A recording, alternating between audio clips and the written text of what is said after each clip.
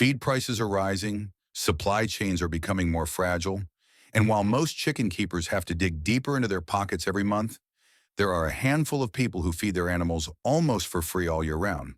Not because they are lucky, not because they live in the countryside, but because they have understood a system that nature has perfected over millennia. A system that is robust, works self-sufficiently, and makes you independent of price fluctuations, supply bottlenecks, and external crises. In this video, I will show you the three-system method. It is the foundation of true self-sufficiency with chickens. And by the end, you will understand why this knowledge could be priceless in the coming years. Before we start, if true independence is important to you, then subscribe to this channel now, leave a like so more people see this video, and stay until the end because that's where everything comes together. And you will see why these three systems only unfold their full power in interaction. Let's be honest, we live in a time where dependency has become the norm. We buy feed in bags that come from somewhere. We trust that shelves will stay filled, and we believe that it will always continue this way. But history teaches us something else. Every advanced civilization that outsourced its food became vulnerable. The people who survived were those who understood local cycles, who knew how to tap into resources where they lived. Chickens are not pets you just feed. They are partners in a system that feeds you if you design it correctly. And that is exactly what today is about. The first system is the free-range area with strategic vegetation. Most chicken keepers think free range means a patch of grass, a fence around it, and you're done. But that's a waste.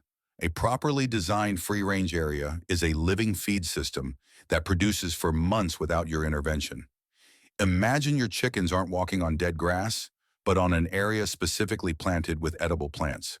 Clover, alfalfa, chickweed, daisies, dandelions, ribwort plantain. These are all plants that chickens love, that regrow on their own, and that improve the soil as they grow. You are not creating a feeding area. You are creating an ecosystem, and in this ecosystem, nature works for you. The plants attract insects.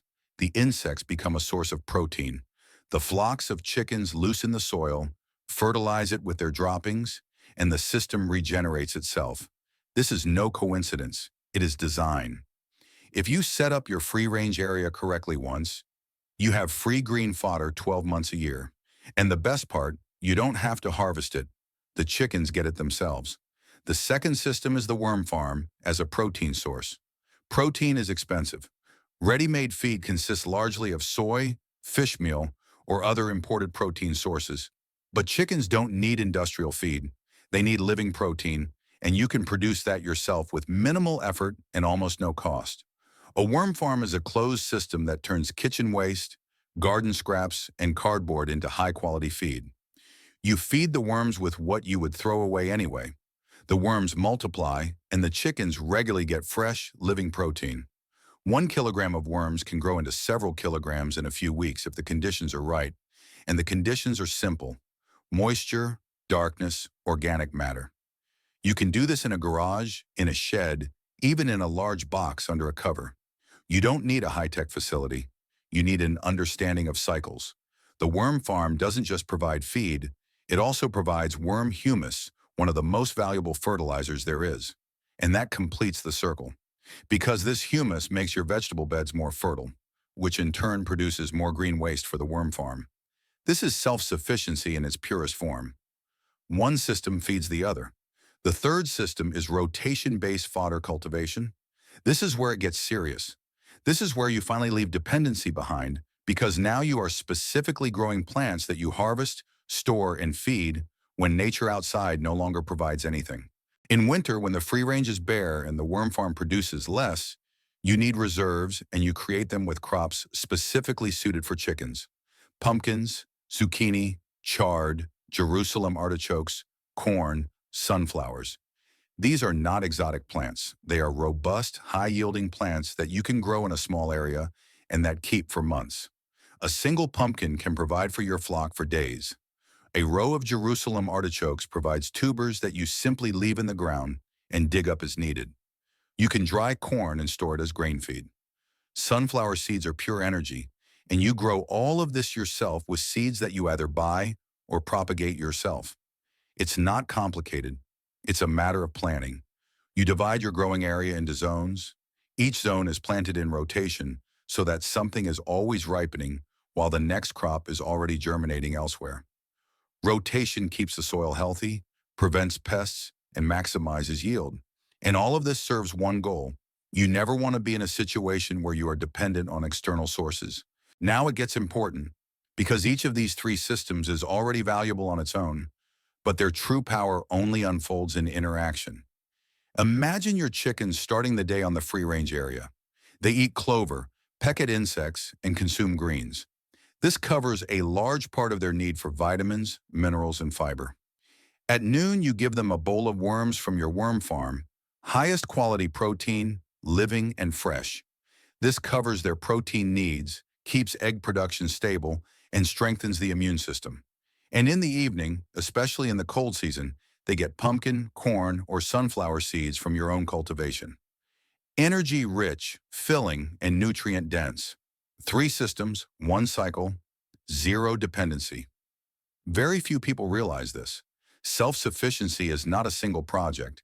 It is the networking of several systems that support each other. And that is exactly why it works in the long term. Let's talk about time commitment. Many people think such a system is time-consuming, but the opposite is true. The initial investment is time. You set up the free-range area correctly once. You build the worm farm once. You plan your cultivation once, but after that, it runs. The free-range area regenerates itself.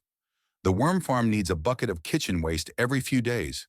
The cultivation follows the rhythm of the seasons, which you already know if you have a garden. You are not trading time for feed. You are trading one-time planning for years of independence. And that is the difference between dependency and freedom. Stay tuned, because now come the details that make the difference. For the free-range area, you must pay attention to the size. You should plan for at least 10 armas per chicken, preferably more. Too little space means the vegetation will be eaten away before it can regrow. Too much space is not a problem. On the contrary, more space means more regeneration, more diversity, and more stability. If you have the opportunity, divide the area into two sections and switch every few weeks. This gives the vegetation time to recover. This is called rotational grazing, and it is one of the oldest agricultural techniques in existence. It works because it works with nature, not against it. For the worm farm, the most common question is, where do I get the worms? The answer is simpler than you think. You can order compost worms online from specialized suppliers or garden centers.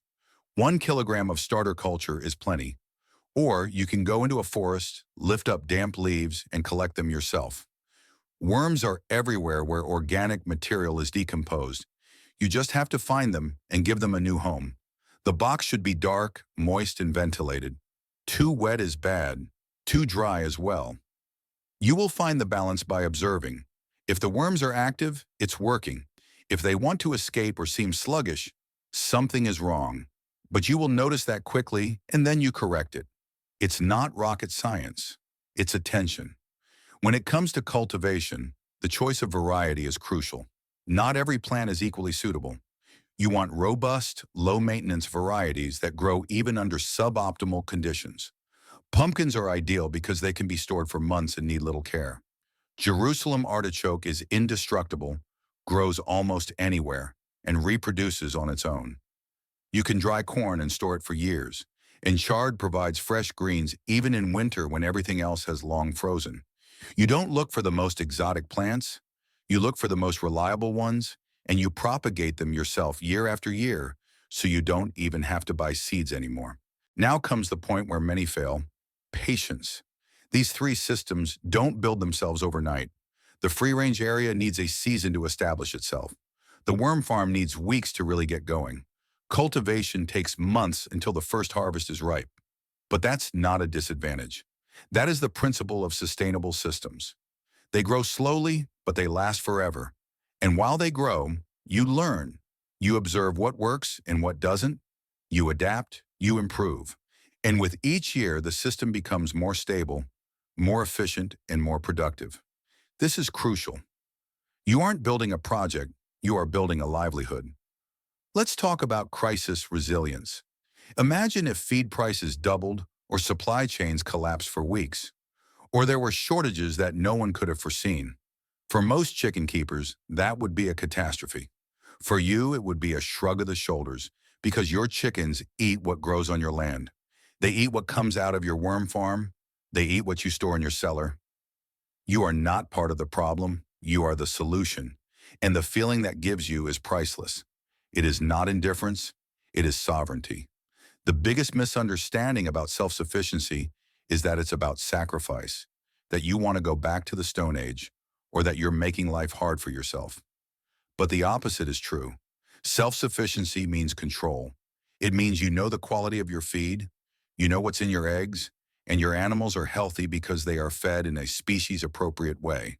And it means you are no longer dependent on markets that you cannot influence. This is not a step backward. It is freedom at the highest level. What many don't see, these three systems train you. They teach you how nature works, how plants grow, how worms behave, and how chickens actually live if you let them. You become an observer, a designer, and a systems thinker, and these skills transfer to everything else in your life, to your vegetable garden, to your water supply, and to your energy self-sufficiency. Self-sufficiency is a mindset, and it begins with a single system that you build up consistently. Finally, a thought that is often overlooked: community. When you build these systems, you will notice that others show interest, neighbors ask questions, friends want to learn, and suddenly a network of people emerges who think similarly, who share knowledge, and who support each other. This is no coincidence. It is the natural consequence of independence. Those who are independent have something to give, and those who give become part of something bigger. The three-system method is no secret. It is logic, it is experience, and it is proven. Thousands of self-sufficient people around the world use these exact principles, often without calling it that. They have understood that true security does not lie in a supermarket, but in what you can create yourself, in the systems you control, and in the ability to remain capable of acting even when there is uncertainty around you. The question is not whether this method works. The question is whether you are ready to take the first step. And that step is not large. It is not complicated. It is just a decision. You start, you build one system, then the next, and then the next. And eventually you look back and realize you are no longer dependent. You have created something that lasts, that remains, that feeds you and your animals. No matter what happens out there, that is the promise of self-sufficiency. Not autarky at any price, not isolation, but the certainty that you can act, that you have solutions, and that you are not at someone's mercy. And this certainty is worth more than gold in uncertain times. If this video helped you, then subscribe to the channel now, activate the bell so you don't miss any more videos, leave a like, and share this video with people who have the same goal as you. And write in the comments, which of the three systems do you want to build first? Have you already had experience with it? I read every comment and answer as often as I can, because this is not just a channel, it's a community of people who have understood that true security begins with ourselves. Thanks for being here this far. See you in the next video. If these strategies have changed your view on independence in animal husbandry, then subscribe to this channel and give us a like. We reveal the methods that often remain hidden to shape a future under your own direction. Become part of our movement. The next chapter of your freedom begins soon.